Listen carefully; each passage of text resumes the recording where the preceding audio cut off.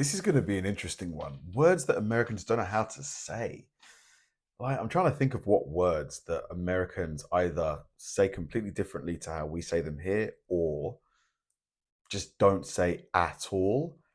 I'm struggling here. So we're still celebrating the 10-year anniversary of this channel, and I've been looking back at some of the wow, early videos that I congrats. did before I knew what I was doing. And in one of those videos I looked at some of the different ways that British people say the word scone, and it got me thinking, British people aren't the only ones who have different pronunciations for different things. The United States of America is rife with words that are said a different way depending on where you live or who you are. Oh yeah, we say roof and you guys say roof. Like, yeah, you guys say roof. I'm Lawrence Brown, and if you're not yet subscribed to this channel, do that now. Let's go. In the meantime, let's talk words. Sometimes Americans use words like ornery, which supports the view that the Wild West never really ended. And I say Americans use the word ornery, but it's actually just used by America's aunts and uncles, and sometimes about them. What does it mean, Lawrence? Well, to quote me from 7 years ago, ornery is a dialectic contraction of the word ordinary that means either disagreeably stubborn or endearingly mischievous. And it was in Ornery. In that video that I discussed the many ways that Americans say it. It basically comes down to 3 distinct pronunciations: ornery, onry, or ornery. And this is a perfect example of 2 things that you'll see again in this list. Number 1, Americans like to play fast and loose with syllables. Number 2, Americans also like to play fast and loose with the letter R. Thanks, Lawrence. Another one is ambulance. I love the way some Americans say the word ambulance. Ambulance. Toilets. You might think that the only difference between British and American loos is the words we use to describe them. But in addition to the fact that American toilets look like an ode to sea level rise, there's also a difference in how many Americans say it. And when I say many, I mean a dwindling few. Here in Illinois, Indiana, and probably Kentucky, I've occasionally heard people of a certain generation pronounce it toilet. This tendency toward pronouncing an R that doesn't exist is also found in words like wash, Washington, and of course, sherbet. When I first noticed this, I thought, ooh, what if I use all 4 in one sentence? In Washington, I washed my hands with sherbet soap after using the toilet. Sincerely, Colonel Brown. Colonel being a more widespread example in American English. Turlet. I've heard some people say turlet, like as in spelling it T-E-R-L-E-T, turlet.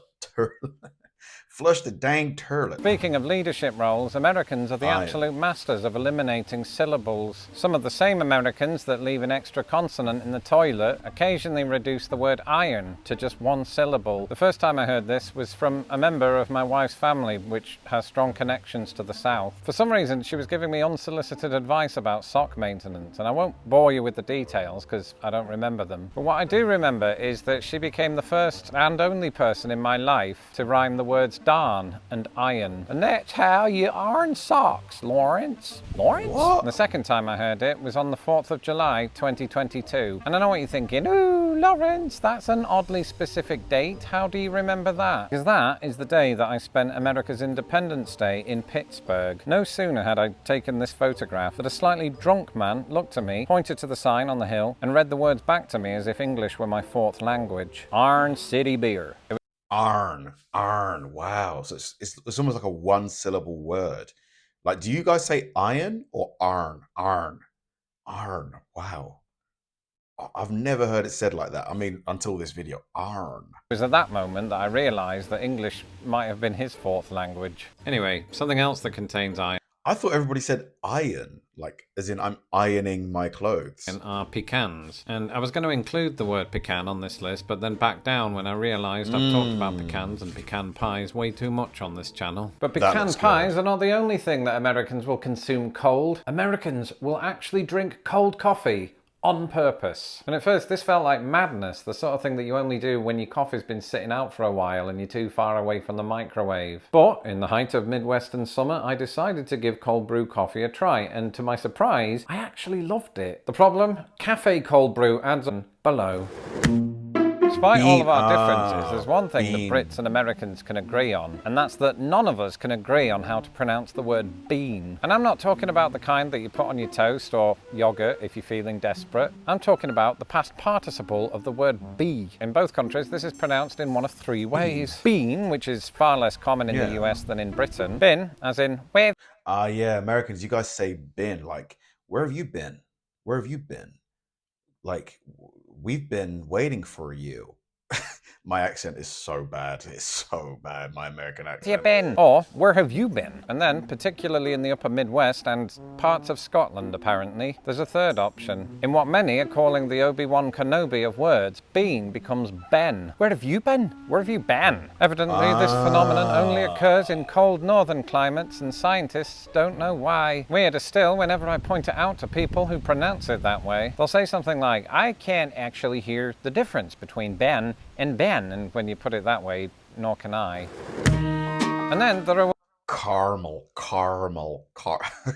words that I thought we all agreed on, like the word caramel. I could be misremembering this, but I think British people almost universally pronounce it as it's spelled. Caramel. In the US, I've mostly heard two variants. Caramel, which is more often heard in the south and northeast, and quite bizarrely, caramel, which is favoured in states where syllables are outlawed. To be clear, that's all of the states on this map where red is the dominant colour. And back when I lived in Indiana, where people do say caramel, things got even more confusing, not just because I was in Indiana. See, there's a suburb of Indianapolis spelled Carmel and is sadly pronounced the way that is spelled instead of caramel, which makes me think we should start a petition. Why do you think certain words, sound completely different in America versus here? Like, because even with the accent, most of the words that we use, English speakers, sound the same. Like goat, Michael, like the majority of words sound the same. It's just a few of them just sound so different. Why is that, do you think? Like, why? Like, is it that somebody started saying it in that way a long time ago? Their friends and everybody they knew started saying it in that way, and it just spread. Like, what's your theory? I genuinely have no idea.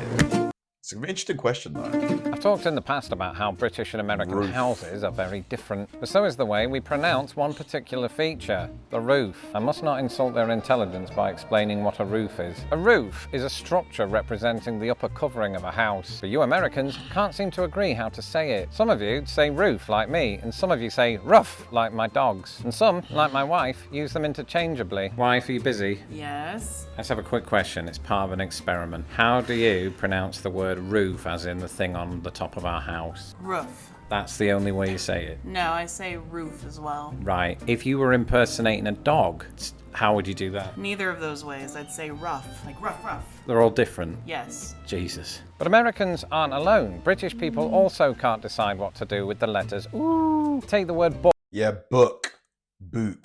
But a few people do say book. Book, for example. Depending on where you are in Britain, people might say, I read books, or I read books, or I read books, or I don't read. It's important to be inclusive. So let me know in the comments how you say roof, or any of these words for that matter, including this. Crayon. I'm going up on the roof. It just sounds so funny to me. Roof.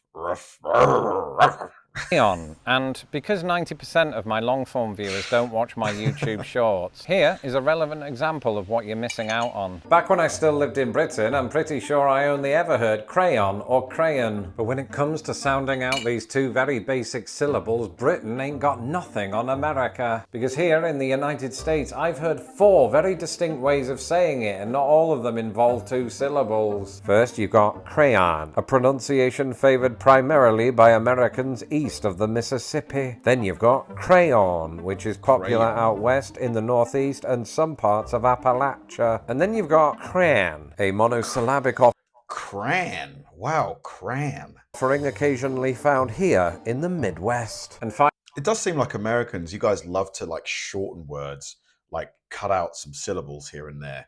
Cran.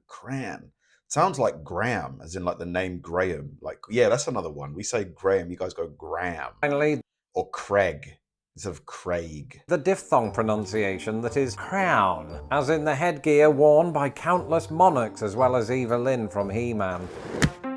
This next suggestion Syrup. was posted beneath a recent secret live stream by DJ K, who rightly offered us syrup. Actual syrup, or right, just the word. This, of course, is referencing the great syrup divide, which I used to think was the Canadian border. I looked into it though, and some websites seem to think that syrup is a New England thing, which would make sense because syrup is a New England thing. But after reading people's testimonies on Reddit, it looks like the syrup pronunciation either exists in other parts of the US or Reddit isn't a reliable source. So to be on the safe side, I figured that nobody would question the validity of a random YouTube poll, so I asked Americans, how do you pronounce syrup? After 53,000 of you responded, this poor-reviewed study found that around a third of Americans say syrup. Curiously, when I repeated the poll to just 20 of my patrons on our latest secret live stream, the results were almost identical, which means my patrons are a bellwether for the whole country. Become one yourself at patreon.com. I thought syrup. Everybody says syrup, right? Or syrup. Syrup or syrup. I say syrup. How do you say syrup? This is so funny. Like, guys, I would like you to record your voice and send me like a sample of your voice, like on Instagram. What's my Instagram these days? It's Kabir_Ayofi. I'd love to hear what you guys sound like. Say some of these words and like send it to me. /lost in the pond, or by clicking the join button below. Either way, if you pronounce it syrup, let me know in the comments below whereabouts in America you are, but you know, don't include your physical address again. And then there's one that's near and dear to my heart, and that is the word theatre. In fact, as somebody who used to work in the theatre, I know this to be a word that British people can't decide how to pronounce. It's either theatre or theatre or...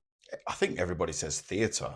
Like theatre. That's the emphasis is on the first part, theatre. But in America, you could argue that this word is special, because not only is this word sometimes spelled differently to how it is in Britain, it's also said in one of two ways. Most thespians that I interacted with would say theatre, but ever so now and again, usually when you get somebody with a southern twang, it comes out as theatre, which I was about to poke fun at, but then I realised...